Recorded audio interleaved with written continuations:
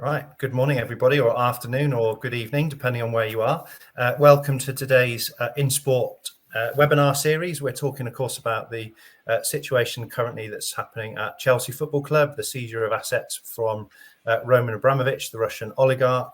I've got two brilliant guests today. Before we bring those in, there's a little green button just down there, is for our sustainability in sport course that we're running at the end of this month. We'll probably touch on a few issues regarding financial sustainability today, but the sustainability course, a couple of mornings at the end of March, loads and loads of really, really interesting speakers, and we'll look at a whole range of different issues surrounding sustainability, including a bit of financial sustainability, but also social, environmental, and of course, climate impact. So if you're interested in having a look at that, then just hit the green button at the bottom. So we've only got about half an hour, and I'm going to rush this introduction because we've got so much to talk about. We're really, really fortunate today to be joined by Kieran Maguire, author of The Price of Football and host of the Price of Football podcast. Good morning, Kieran. Good morning, Rob. How are we doing? Very well, thanks. And Harriet Leach, partner at Onside Law. Good morning, Harriet. Hi, Rob. Hi, everybody that's joining. Okay, folks. So look, we'll kick off straight away. If you've got any questions that you'd like to ask our panelists, or if you've got a question for me, then just drop that in the Ask a Question box. I'll keep an eye on the right-hand side of the screen if there's anything coming through the feed. So, Kieran, I'm going to come to you first, if that's okay. In the quickest possible way, could you just summarise what's happened over the last couple of weeks with Chelsea Football Club, and just give us an idea about the financial situation at that club as well? Okay. Roman Abramovich a couple of weeks ago announced that it was his intention to sell the club. He said that the net proceeds, undefined, would go to the victims of conflict in Ukraine, but did not define victims. That was subsequently followed last Thursday by the government sanctioning Roman Abramovich and freezing his assets, but at the same time granting a special license to allow Chelsea Football Club to continue to trade. The government said that given its importance in terms of culture, history and heritage, that they wanted the club to be able to continue in existence on a day-to-day basis. In terms of Chelsea's finances, under Roman Abramovich, the club has lost approximately £940,000 a week for every week of the 19 years of his ownership, which is significantly higher than any other club in the Premier League. Chelsea have a wage bill of around about £28 million a month. The next wages are due relatively shortly, and I think that will be the first focal point. But my understanding is that the club doesn't have any concerns. They're confident that they have the resources to deal with that particular first cash demand. And then, so just before I bring Harriet in, the ongoing costs of Chelsea Football Club, just give us an idea about the kind of cash balances that they had at the end of the accounts last year, the operating costs that they're probably looking at, and the challenge that they're now going to go through over the next, 80, 90 days, 3 or 4 months. Okay, based on their accounts dated the 30th of June 2021, Chelsea had £17 million in the bank account. What they've historically done is to use Roman Abramovich as a sort of a glorified payday loan supplier, in the sense that they would go to him regularly. So in the 2021 accounts, they borrowed a total of £150 million over the year, but they repaid 130. So when there was a cash requirement, which would perhaps normally coincide with the anniversary of a transfer payment, so therefore the next instalment was due, or individual months of wages that were required, and they were still awaiting further funds later on in the year, they would go to Abramovich. He would advance them money, and then when they received money, could be from the Premier League, could be from UEFA, could be from transfer sales, they would then repay some or all of that. But over the period of ownership, he's actually lent a net £1.5 billion. I was just going to say about that 1.5 billion. So that obviously has been invested since the takeover it was 2003, wasn't it? And there was quite a large influx of cash that he provided to the business pre-financial fair play. And we're going to put a little pin in financial fair play, so we'll come back to it later. And then there's been this ongoing support from him to make sure that the club was essentially a liquid going concern that could continue paying its players and generating prize money and winning trophies. Yes, I mean, as recently as 2020, which was the start of COVID, if we could call the COVID had an impact for around about 3 months of that season. Roman Abramovich that season put in a net 200 plus million. So he has been somebody who is willing to back a succession of managers and a succession of punts, some of which are successful, some of which are not successful. But we're not here to talk about football as far as the transfer market is concerned. Brilliant. So just to summarise for my benefit, a purchase of a football club that is costing him personally an incredible amount of money to continue trading. They've been extraordinarily successful, I think, on the pitch over the last 20 years. I think 19 trophies in the last 20 years. Fans have been fairly unanimous in their support for the regime as it's been in place since 2003. Probably be a section of fans that perhaps don't fit in that category, but generally speaking, that's the case. And the injection of cash on behalf of Abramovich is what's essentially kept the club trading over the last 20 years. Yes, absolutely. The wages, the transfer fees, the management payoffs. Chelsea had paid around about £90 million, I think, in total to a variety of managers who have been employed and then had their contracts terminated partway through the employment period, and very, very generous payoffs to Mourinho, Conte, and others. Quite stellar in the world of football management. Sure, great stuff. And then Harriet kind of brings us right up to date, really, with the financial position. I think it was just over a week or so ago now that the HM Treasury issued a license for Chelsea, essentially based around the seizure of assets from Roman Abramovich. Could you just, like Kieran summarised there, the finances for us, just summarise the situation with, I guess, the sanctions and then the license, because there's some things within that license that I think would be really interesting to pick over today. Yeah, thank you, Rob. So, by way of recap, we've probably all read the headlines, but my key takeaways are this special license is in place. It came in place from last Thursday, the 10th of March, until the 31st of May. But the Treasury can revoke, vary or suspend it, so they reserve that power. And it was indeed amended on the 12th of March to, in particular, increase the amount of money that Chelsea has to put on a home fixture. So I think that's just the point, that it's not set in stone, and that the club, amongst the other stakeholders and the government, are continually assessing this and making sure that it doesn't overly penalise the fans and the club. But in terms of the key points, the key headlines in terms of what can the club do. So to break it down, as you say, the sanctions effectively freeze the assets of Roman Abramovich, which includes the club. And that means that nothing can take place other than the permitted activity under this license. And I think the first point for me is that it applies across the club. So it's not just the men's team, which of course has most of the headlines written about it, given the vast sums of money involved, but also includes, for example, my passion, women's football, includes the women's team, and it also includes the development and academy teams as well. And then in terms of what can the club do then? So I kind of see this as the money coming in and the money going out. So in terms of the money going out, they can continue to pay wages and pensions.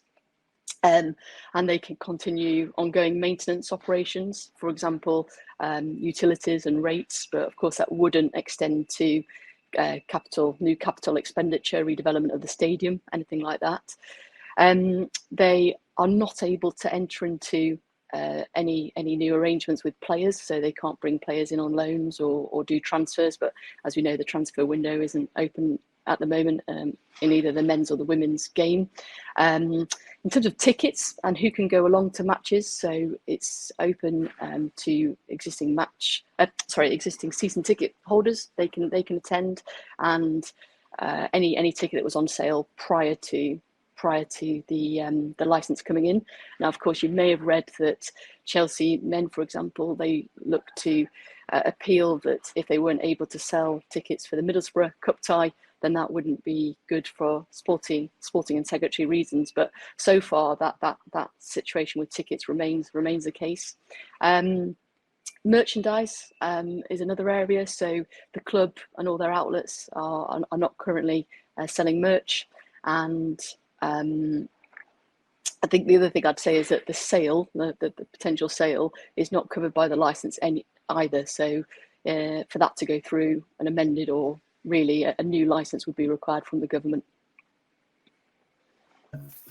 And that sale, I think, is probably brings us nicely up to date, doesn't it? Because there's been a huge amount of news this week about potential buyers, the value of the football club. I think when you go back pre-license, there's a huge amount of discussion. It was probably worth that Roman was after something in the order of 3 billion, but he was also potentially going to write off his 1.5 billion loan to the football club. Kieran, I'll come to you first on this. What do you think the likelihood is that Chelsea are to be sold over the next, let's say, 2 months? Because I'm going to come back to Harriet on the licence in just a moment. And just give me a bit of insight into what you're thinking with regard to the club valuation, because I'll put my cards on the table. The calculations that we did at the university would suggest that 3 billion was slightly on the high side. But what do you make of that valuation, and what do you think the next steps are going to be? If you take a look at any fundamentals, so how do we value Chelsea? Well, how do you value a house? You compare it to other houses which have been sold close by. Chelsea is an elite club. We can value Manchester United on the stock exchange any day. Manchester United's got a bigger stadium, but it's in a less affluent area. So those would be some of the considerations. Manchester United probably worth in the region of, by the time you add the debt and equity together, enterprise value probably around about 2.5 billion. Chelsea are asking for 3. It's a smaller stadium. It's going to involve a huge amount of money to either redevelop Stamford Bridge, which I think would be challenging from a logistical and from a legal point of view, given the nature of the neighbours. So I don't think that's realistic. So therefore, we're looking at a new stadium.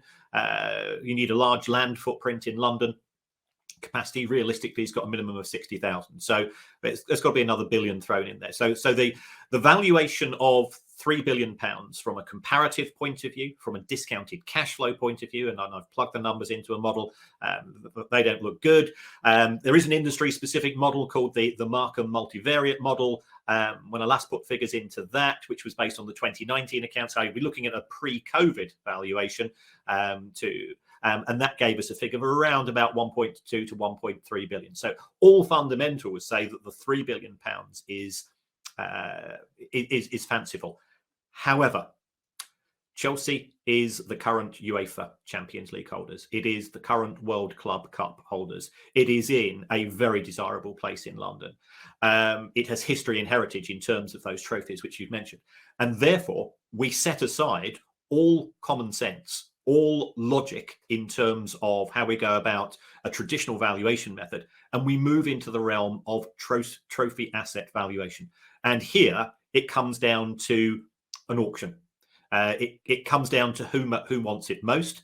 There are 20 plus rumoured bidders, lots of runners and riders, and the deadline tonight is 9 p.m. Now, if that's going to be for a sealed bid approach, which has a lot of merit because it puts fear of missing out into the equation, then perhaps a recovery of the additional funds, and therefore we could be talking in the realms of 2.5 to 3 billion for the club, becomes feasible. Do I think it's going to happen?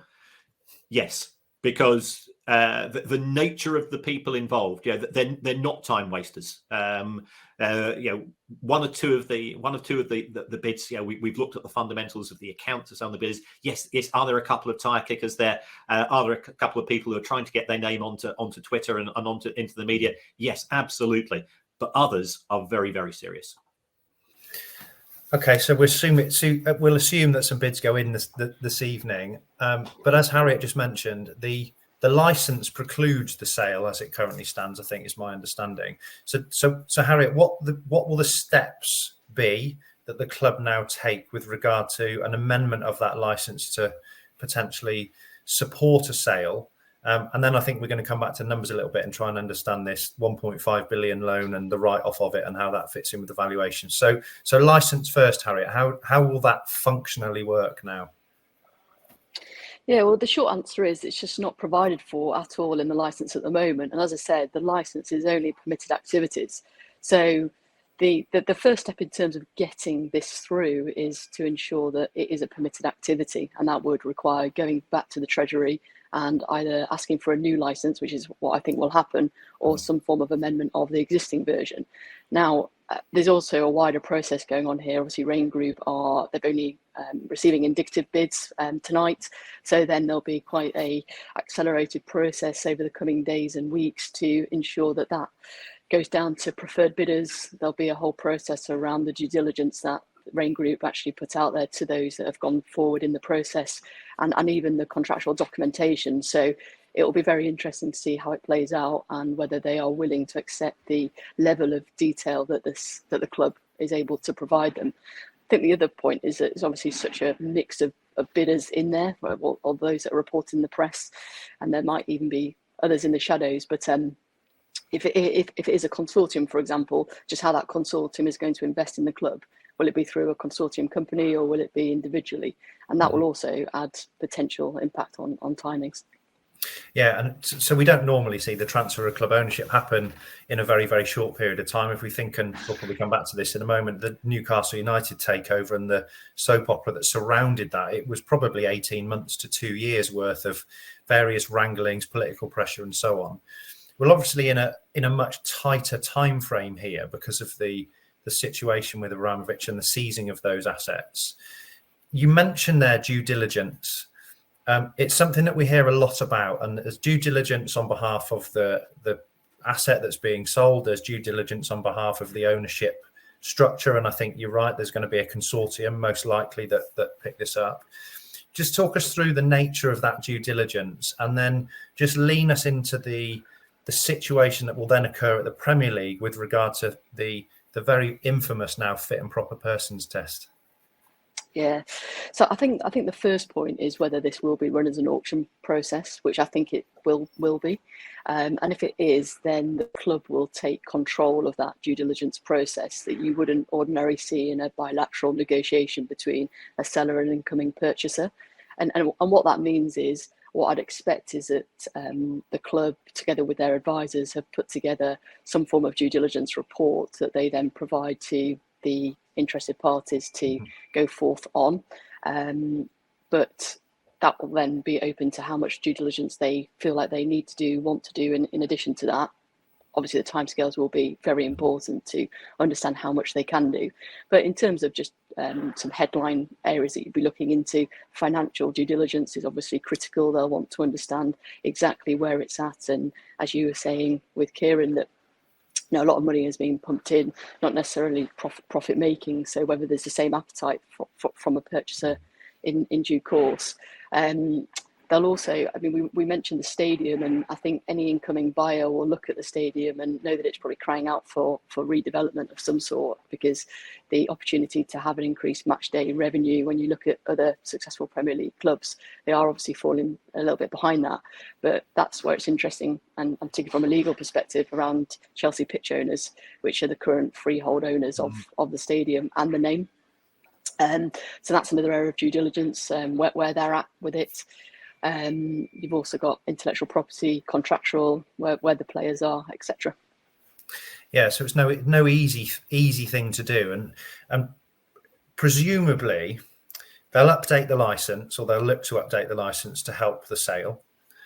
Do you think that some of the original terms within that license, so the preclusion of selling matchday tickets, merchandising, the potential transfer activity over the summer, will remain within that license, and the government perhaps will just update it with regard to the sale?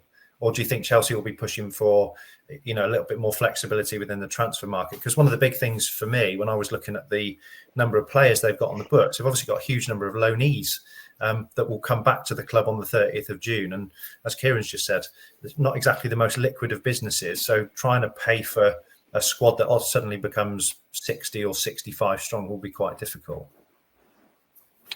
Yeah, I think it will depend sort of how quickly it get into the hands of a new owner, because the government has put in place the sanctions and the license to protect against links back to Putin. So if that is in a much better position, then arguably why do you need the restrictions on the club's activities? So I think it's probably a little bit too early to say what that would look like. but there's obviously a willingness, I think one can say, from the government and the other stakeholders, including the relevant leagues and the FA, to try and work with the club to ensure that the not only the competition for the remainder of the seasons, but also going forward, that activity can take place so that competitiveness is retained. Mm-hmm. And Kieran, I'm going to come to you now, if that's all right. I want to go back to this valuation because it vexes me. So the average modelling we did, we came to about 1.2 billion. You said the market multivariate model about 1.3. There's a level of recurring revenues. Hello to the dog. Level of recurring revenues. Of course, the trophy asset side of things, the enterprise value that you've mentioned. I can't help but think that the 3 billion valuation is in some way made up of the enterprise value that we know Chelsea is probably worth, plus a little bit, and then this 1.5 billion worth of soft loan that the owners invested. Because of the sanctioning and because of the freezing of the assets, and we've heard some of the statements coming out of Chelsea to suggest that the owner is prepared to essentially write off that 1.5 billion. Where do you think that loan sits in any potential sale? Do you think there is an appetite to either gift that to the club as part of that sale price, or is there more to come on the back of the 1.5 billion loan? My personal view is that the loan issue is a bit of a smokescreen, because if we talk about enterprise value, for people that aren't familiar, enterprise value is the perceived value of the cash generated by Chelsea Football Club going forwards. Yeah. It's a bit like if you own a house. Let's say that you've got a house which is worth £300,000, of which you've got a £200,000 mortgage and £100,000 worth of equity. If you sell the house, the banks get 200 and you get 100. Yeah. In the case of Chelsea, let's just think about this again. Roman Abramovich sells, the club is sold for £3 billion. That goes to the lenders, first of all, Roman Abramovich, and then the shareholders, Roman Abramovich. So if Roman Abramovich writes off a £1.5 billion loan, all that happens is that the value of the equity in the deal increases from 1.5 to 3 billion. So the issues with regards to the loan, I think, have been confused and a bit overstated in some of the media reports that we've said. Chelsea fundamentally is worth what the cash generated through broadcasting, intellectual property, commercial sales, and match day tickets is concerned going forwards, less the day-to-day costs. So I don't see the loan being an issue. I think it looked good when Roman Abramovich brought out that press release, and it was that was at the time, I think, trying to gain support amongst the fan base and amongst others. But actually, from a fundamental valuation perspective, it's an irrelevance. Yeah. Okay. And just talk us through the implications that might have for things like financial fair play. Because one of the things that you're not allowed to do, of course, under the regulations, is inject too much equity on behalf of the ownership. So do you think we might find that there are some problems later on down the track, regardless of when the sale doesn't go through? Well, we have seen other clubs in the Premier League, such as Wolverhampton Wanderers, who have had a forgiveness of debt by owners. Looking at the small print, there was a case in respect of Queen's Park Rangers, where a debt forgiveness arose, and the owners of the club at the time tried to include it in financial fair play calculations, and that was overruled when charges were made. I suspect the same will happen with regards to Chelsea. So it will not improve or deteriorate the financial fair play situation. And Chelsea have got no significant financial fair play issues.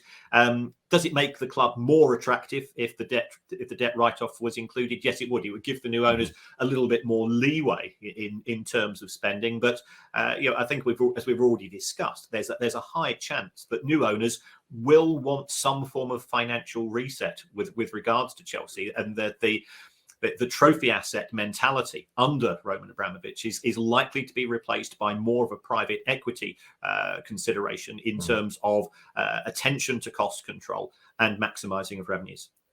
Yeah, I think that's really critical. We've heard a lot, haven't we, in the media about bids that are potentially coming in from America, and what we know When that happens is that you tend to find a profit maximization strategy exists, or a private equity deal comes in and it looks to restructure, make sure that the revenue's really flow and there's a higher level of cost control. So ultimately, in terms of financial sustainability, a potential sale might improve Chelsea over the long term.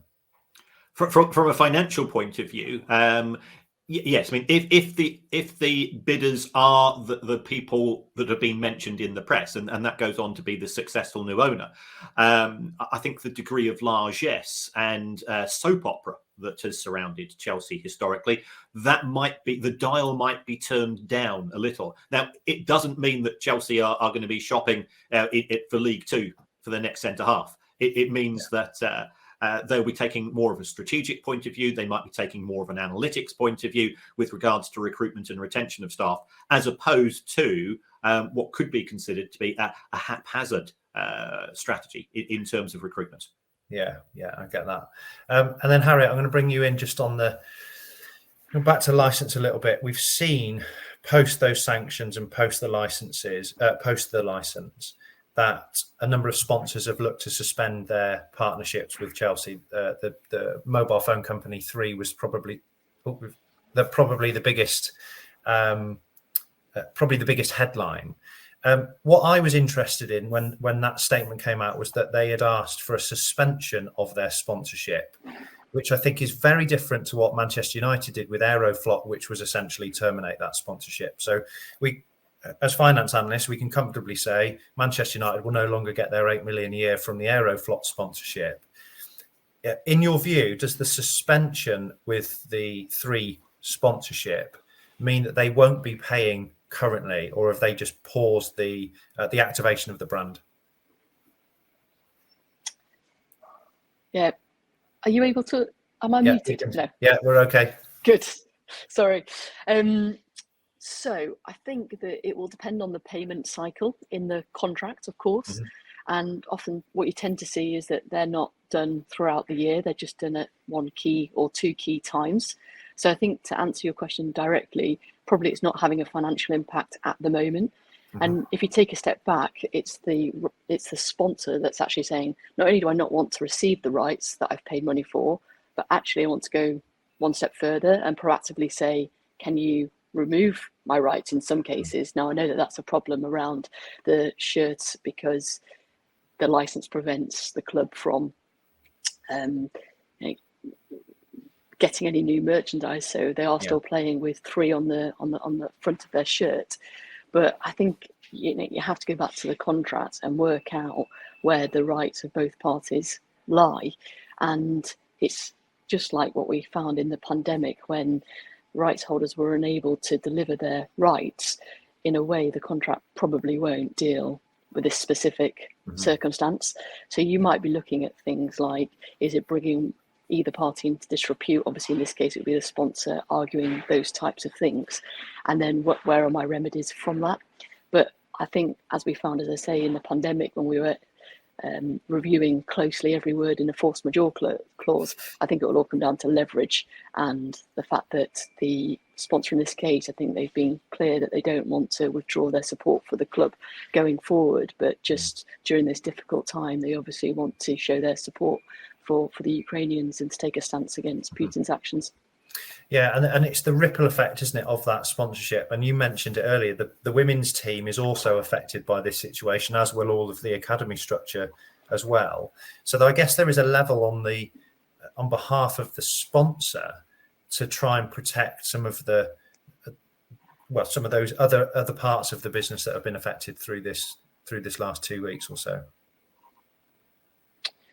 Well, I think just picking up on the women's game, I think one of the disappointing factors, if you can just see it from a sports lens, and obviously we appreciate what's going on in Ukraine itself, but is the fact that we've got a really tight title race, and Chelsea are in the chance to retain their WSL title from last year. So in a way, one of the most disappointing factors is that there won't be fans in the stadium, because a lot of the Chelsea women supporters actually buy their tickets ad hoc. The season ticket holders are about 1,500.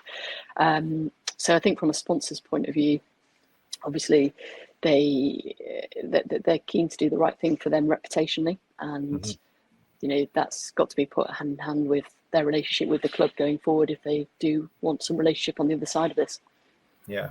And Kieran, I've noticed this morning that Parimatch had also looked to suspend their sponsorship at Chelsea. I think I make that now 8 headline sponsors that have tried to distance themselves over the last few weeks. We've heard there that the likelihood is that most of that sponsorship money will probably be in the club through the contract. I think that's a fair assumption to make. As an ongoing situation, do you think that the requirement of sponsorship will be of fundamental importance to the running costs of the club, certainly into next season? Oh, absolutely. Chelsea generate around about £200 million a year from sponsorship income in a good year. The reason why sponsors have distanced themselves is because they do not want to be associated with Roman Abramovich's Chelsea Football Club. Now, if in 2 months' time we're talking about Joe Schmo from Louisiana Chelsea Football Club, then we've got a completely different vehicle. And why are sponsors wanting to be connected to Chelsea? It's because it is the UEFA Champions League holders. It is the World Club Champions. It is the success of the women's teams. All of these things are factors because that attention delivers eyeballs, and that's what sponsors are looking after. If they perceive Chelsea as still being a competitive team at the elite end of both the men's and the women's game, then they will continue to provide significant financial support for the club because they get a return on their investment through the attention that their brand generates through being on the Chelsea shirts. And actually, I just picked up one of the questions in the box. That sponsorship and commercial revenue is one of the key revenue streams that the club actually have a level of control over long term, because I think at the moment the stadium valuation in itself will be relatively modest, particularly on the basis that it's, I think, just about 40-ish thousand, isn't it? 45,000 seater, which in the top 6 is relatively small. And I think you mentioned almost at the top of the interview that if they can't move stadiums, then that matchday revenue is relatively fixed. The broadcast rights naturally are collectively bargained on behalf of the Premier League or delivered by UEFA. So that sponsorship and commercial revenue really is the only thing that Chelsea have to play with that they can extract some higher value from. Yes, entirely. And we are seeing a lot of bullish reports, I think, coming from a variety of sources at present, that football clubs have been trying to open the box in terms of, we've got lots of fans of Chelsea Football Club, not just in London, but globally. How can we turn that interest into hard cash? And the belief is that can be achieved through the use of fan tokens and NFTs, which are unregulated, highly volatile, open to manipulation. But that's the downside. Could be worth a lot of money on the upside. So that's where the Premier League clubs, both individually and collectively, believe that there is an additional stream of money which has been untapped. And if the new prospective owners buy into that as well, then the valuation of the club again sort of stacks up, and that commercial vehicle, that commercial element to revenue generation is increased. Yeah, I think you've hit on one of our plans for a future webinar there. The whole idea of fan engagement tokens, NFTs, cryptocurrencies, blockchain, it just kind of goes on and on and on. And I was thinking back to a few interviews that I did, and you would probably been involved with them as well, around gambling sponsorship in the Championship and in League 1 and 2, and outlawing gambling sponsorship from matchday shirts and matchday events. And actually, a lot of club execs coming out saying we survive on this level of sponsorship and it creates all of our running costs. And thinking, well, prior to gambling sponsorship, when we outlawed tobacco sponsorship and alcohol sponsorship, we found another form of revenue to replace those things. And I think, as gambling companies probably move away because of the regulatory framework, in will pile NFTs, cryptocurrencies and blockchains as we're seeing. But let's park that, because I think we need to come on to it on probably another hour session, actually.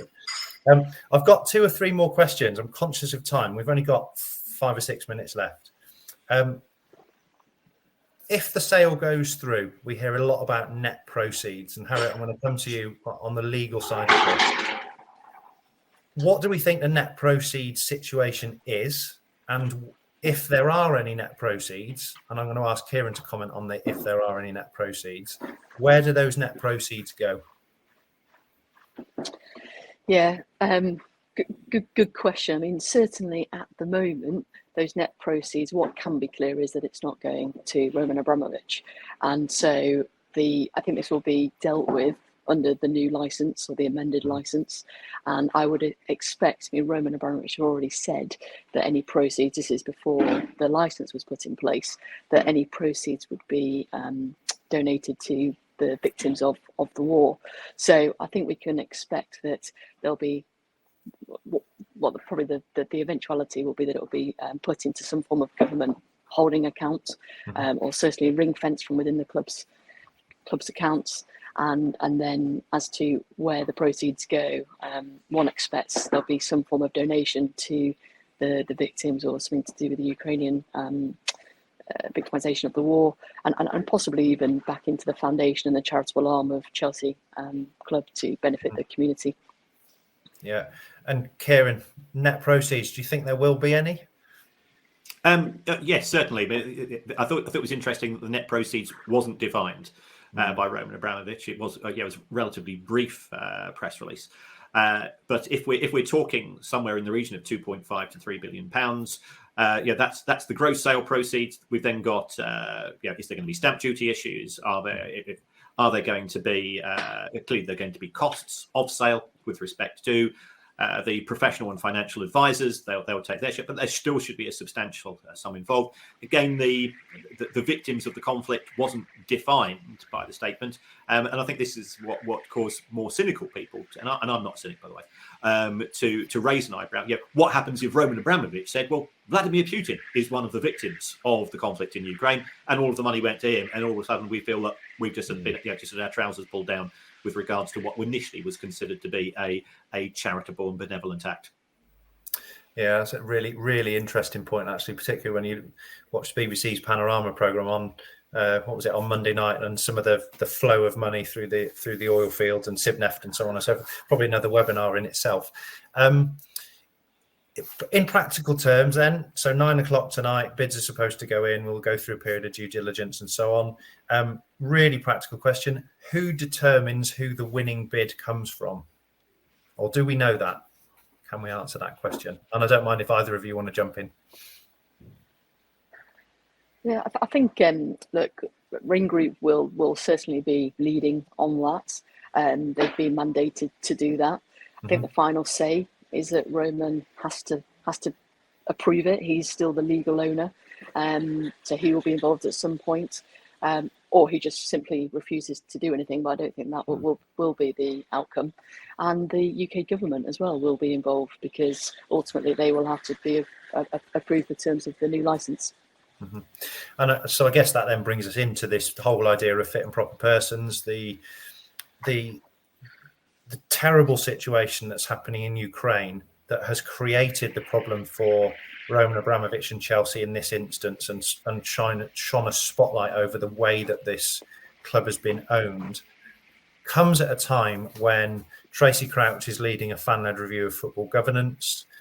Multiple people have put in submissions, and we're expecting some fairly key findings to come from that. So you have this unique situation where there's a bit of a push and pull factor going on. So a big public pressure on football governance, a situation with a club owner that has really grabbed the attention of the world. And you've also got some other styles of ownership that are going on in the Premier League, and the transfer of Newcastle United just recently. Do you think that, Kieran, will have an impact in who might be the preferred bidder? So the government will actively look for a bid that puts fan engagement and fan representation at least in the mix for the ownership? If the price offered is still competitive, then yes. The other argument is that somebody comes in with a substantially lower bid, then is this going to be tens or hundreds of £millions less that can be distributed towards the victims of what's happening in Ukraine? So I think we've got to balance things. At present, we have within the Premier League a system of self-regulation with regards to the owners and directors' desk. Self-regulation is often equated with self-interest. The owners of Premier League clubs who ultimately determine these rules, do they want rules which are going to reduce the pool of potential new owners of clubs when they're thinking, hold on, 3 years down the line, I'm thinking of flogging this club. The last thing I want to do is to cut off my nose to spite my face in terms of the proceeds. So there's a lot in play with regards to the owners and directors' desk. I think it adds a huge amount of credibility to Tracy Crouch's report in terms of a substantially beefed up owners and directors test, which presently only has two key criteria. One of which, do you have any unspent convictions? Secondly, do you have proof of funds? There is no moral, ethical or human rights clause involved. Free marketeers, and this is not being critical of them, will say, well, hold on, and the Premier League clubs themselves say, hold on, we export X, Y and Z to regimes with whom we might not share a cultural view with regards to what's acceptable in terms of human rights and various forms of censorship. Why should football clubs be treated differently? People that have grown up with football throughout their lives, who take the view that football clubs, and again, this was formed the basis of the Tracy Crouch report, that a football club is a community, cultural, historic heritage asset, which has a unique place in the hearts and minds of people in this country, will say, well, surely that should be taken into consideration because we would want a football club to represent the values which we hold so dear. Yeah, I couldn't have put it better myself. Totally agree. Harriet, just a very, very final word from you. We're about nearly at 12 o'clock today, so in 9 hours' time, those bids should be formally submitted. What should all of our listeners look out for over the next couple of weeks with regard to any potential sale? Well, I think the first thing that you will see over the weekend, but certainly by early next week, that pool, which we're expecting to be around 10 indicative bidders, will be cut to, well, there's talk of 3, 4. I think it will be competitive. I can't see it being much more than that, because the extent that contract is presented to them, negotiations will need to take place with each of those bidders. So then you'll be down to a smaller pool of 3 to 4, I would suggest. And then it's just keeping abreast of, where those negotiations go, and ultimately you will have, one hopes, a preferred bidder, and the announcement of the sale, which I think the sale is the most likely outcome here. We also have to keep in our minds that there is the threat of insolvency, and noting the financial situation of the club, and that raises an interesting point about the directors at the moment of all of the relevant entities that are in play. And just keeping an eye as to the shift from owing their duties to the members of the club as a whole to the creditors. Mm-hmm. So lots of water still to go under the bridge against a backdrop of a humanitarian disaster in mainland Europe. I wish, actually, personally, we weren't talking about this today, because the reality is we only are because of what's going on. I'd like to thank both of you for your time this morning. It's been a fascinating discussion. Hopefully everybody's learned a little bit. I certainly have. And I think it's really interesting how this kind of fusion between financial sustainability, the legal implications that occur at sporting enterprises, at sport properties, and how then that governance and regulatory framework fits over the top, that gives us so much to talk about on not only this webinar, but on other courses that we offer at InSport. So on behalf of everybody back at base, particularly Dan Parr, the commercial director, thanks ever so much for your time this morning. And I hope you have a lovely weekend. We'll all, of course, look out for what's next with Chelsea. To everybody listening, thanks for joining in this morning. As I said at the top of the programme, if you are interested in our Sustainability in Sport course, then just hit the green button. I hope that we managed to get through most of your questions, and certainly I tried to use those questions as we were going through the discussion. And I thank you all for listening. So as per our usual form, the programme will now kick you out quite brutally. Thank you ever so much for listening. Harriet, Kieran, thanks ever so much for joining. Lovely to see you. Thank you. And take care. Thank you. Thank you. Bye-bye.